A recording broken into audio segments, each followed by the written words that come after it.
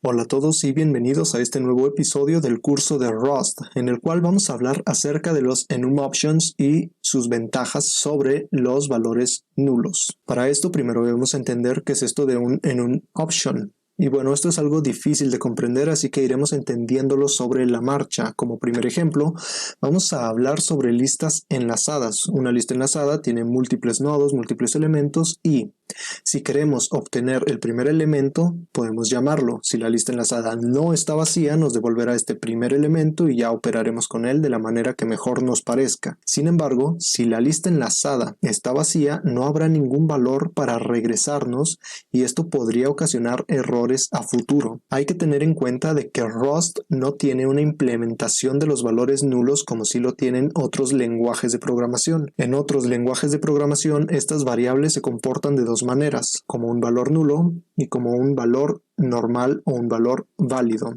Si vemos este código que está aquí, podemos darnos cuenta de que simplemente estamos tratando de sumar dos números. Si ambos números son valores válidos, la operación se realizará de una manera normal, exitosa y sin ningún problema. Sin embargo, si uno de los números no es válido o es una variable nula, obtendremos un error de ejecución. De nuevo, Rust no tiene valores nulos de una manera normal, no tiene una implementación de nulos. Y aquí podemos ver cómo funciona esta estructura del enum option. Podemos ver que tiene su variable none y su variable some. No hay que preocuparnos demasiado por esto, se ve un poco raro, pero funciona por sí mismo y no lo vamos a utilizar de una manera profunda ahora mismo. Ahora, si vemos este código, SomeNumber es igual a SOME5 y SomeString es igual a SomeAString, pero AbsentNumber es de tipo option i32 y es igual a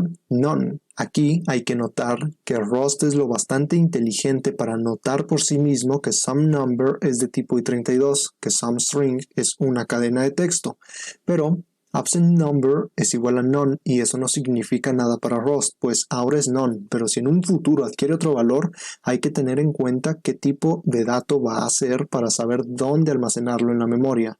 En este caso le estamos diciendo, si en un futuro adquiere esta variable otro valor, que se almacene en un espacio de memoria i32. Todo esto suena muy parecido a otras implementaciones de null que tienen otros lenguajes.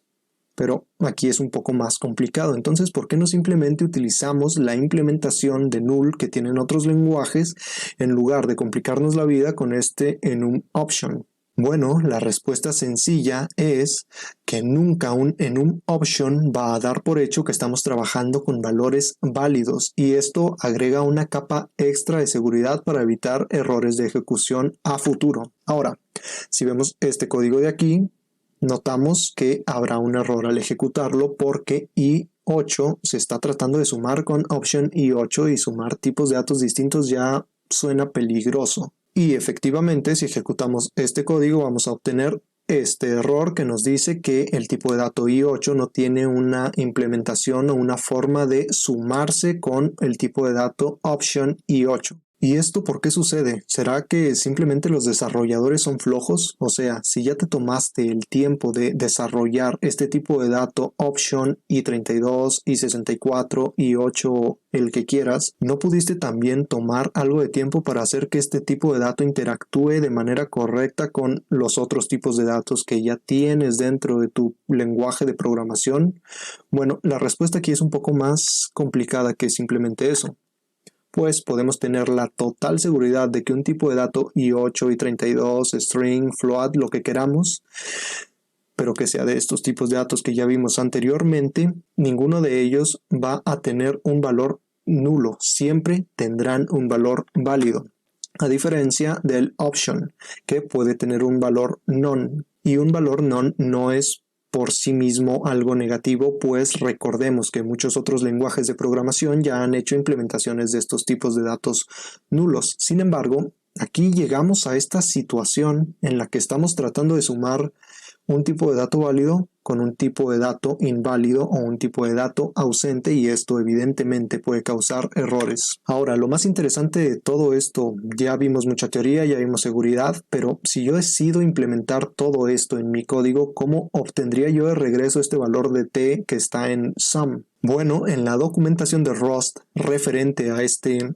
capítulo no nos dice gran cosa, nos dice que hay muchas formas de hacerlo y en muchas situaciones diferentes podemos hacerlo, pero no nos dice cómo, así que supongo que jamás lo sabremos. Por suerte para todos nosotros, aquí tenemos una implementación del código de cómo obtener de regreso el valor que está contenido en X y que X lo obtuvo de un sum here. Finalmente, si hay que recordar algo de toda esta teoría, es que todo esto tiene la función de robustecer nuestro código. Ese es su principal objetivo.